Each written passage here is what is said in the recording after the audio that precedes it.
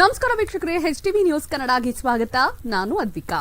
ಮುದಗಲ್ ಆಧುನಿಕತೆಗೆ ತಕ್ಕಂತೆ ನಮ್ಮ ಸನಾತನ ಸಂಸ್ಕೃತಿ ಮತ್ತು ನಮ್ಮ ಕಲೆಗಳು ಮಾಸಿಸುತ್ತಿದ್ದು, ಜಾನಪದ ಹಾಗೂ ಗ್ರಾಮೀಣ ಸೊಗಡನ್ನು ಸೂಸುವ ಸಂಸ್ಕೃತಿಯನ್ನು ಉಳಿಸಿ ಬೆಳೆಸಬೇಕೆಂದು ಜಾನಪದ ಪರಿಷತ್ನ ತಾಲೂಕಾಧ್ಯಕ್ಷ ಅಶೋಕಗೌಡ ಪಾಟೀಲ್ ಹೇಳಿದರು. ಮುದಗಲ್ನ ಶ್ರೀ ರಾಮಲಿಂಗೇಶ್ವರ ದೇವಸ್ಥಾನದಲ್ಲಿ ರವಿವಾರ ಕರ್ನಾಟಕ ಜಾನಪದ ಪರಿಷತ್ ಲಿಂಗಸಗೂರು ಘಟಕದ ವತಿಯಿಂದ ಆಯೋಜಿಸಲಾಗಿದ್ದ ಶ್ರೀ ರಾಮಲಿಂಗೇಶ್ವರ ಜಾತ್ರಾ ಮಹೋತ್ಸವ ಹಾಗೂ ಶ್ರೀಶೈಲ ಪಾದಯಾತ್ರಿಗಳ ಬೆಳ್ಳಿ ಹಬ್ಬದ ನಿಮಿತ್ತ ಆಯೋಜಿಸಲಾಗಿದ್ದ ಜಾನಪದ ಜಾತ್ರೆ ಕಾರ್ಯಕ್ರಮವನ್ನು ಡೊಳ್ಳು ಬಾರಿಸುವುದರ ಮೂಲಕ ಉದ್ಘಾಟಿಸಿ ಮಾತನಾಡಿದರು. ಆಧುನಿಕ ಭರಾಟೆಯಲ್ಲಿ ಮಕ್ಕಳು ಟಿವಿ ಮೊಬೈಲ್ಗಳಿಗೆ ಮಾರುಹೋಗಿದ್ದು, ಜಾನಪದ ಕಲೆಗಳ ಬಗ್ಗೆ ಉತ್ಸುಕರಾಗದಿರುವುದಕ್ಕೆ ಕಳವಳ ವ್ಯಕ್ತಪಡಿಸಿದರು.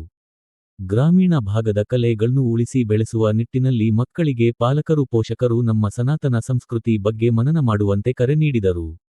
ಕರ್ನಾಟಕ ಜಾನಪದ ಪರಿಷತ್ನ ಜಿಲ್ಲಾಧ್ಯಕ್ಷ ಡಾಕ್ಟರ್ ಶರಣಪ್ಪ ಆನೆಹೊಸೂರು ಮಾತನಾಡಿ, ಜಾನಪದ ಸಂಸ್ಕೃತಿಗೆ ತನ್ನದೇ ಆದ ಇತಿಹಾಸವಿದ್ದು, ಆದಿಕಾಲದಿಂದಲೂ ಜಾನಪದ ಕಲೆ ಮೂಲಕ ಅನೇಕ ಕೊಡುಗೆಯನ್ನು ಶರಣರು, ದಾರ್ಶನಿಕರು ನೀಡಿದ್ದಾರೆಂದು ಸ್ಮರಿಸಿದರು.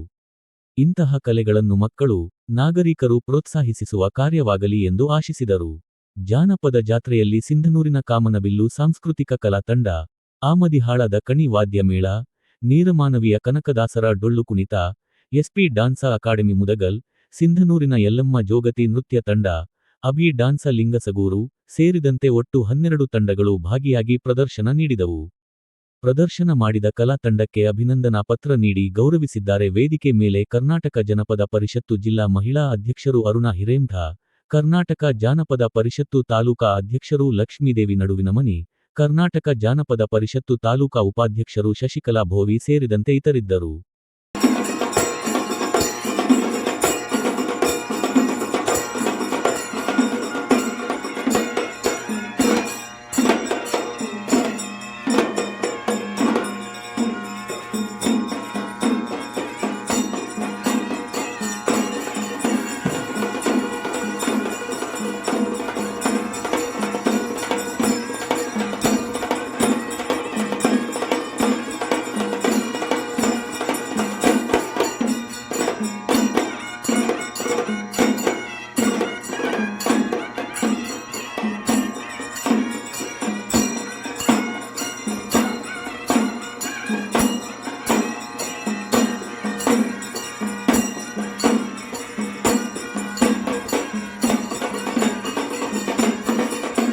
ತಿಳ್ಕೊಳ್ತೀವಿ. ಸರಿ ಇದ್ದರೆ ನಮ್ಮ ಬೆನ್ನು ತಟ್ಟಿದರೆ ಇಷ್ಟು ಕಾರ್ಯಕ್ರಮ ಮಾಡೋದಕ್ಕೆ ನಮಗೆ ಪ್ರೋತ್ಸಾಹ ನೀಡಬೇಕಾಗುತ್ತೆ. ಅದಕ್ಕೋಸ್ಕರವಾಗಿ ಮತ್ತೆ ಹೆಚ್ಚು ಮಾತಾಡೋದು ಬೇಡ ಅನ್ನುವಂಥದ್ದು ನನಗೆ ಅನಿಸ್ತಾ ಇದೆ ಇಲ್ಲಿ. ಅದರಿಂದಾಗಿ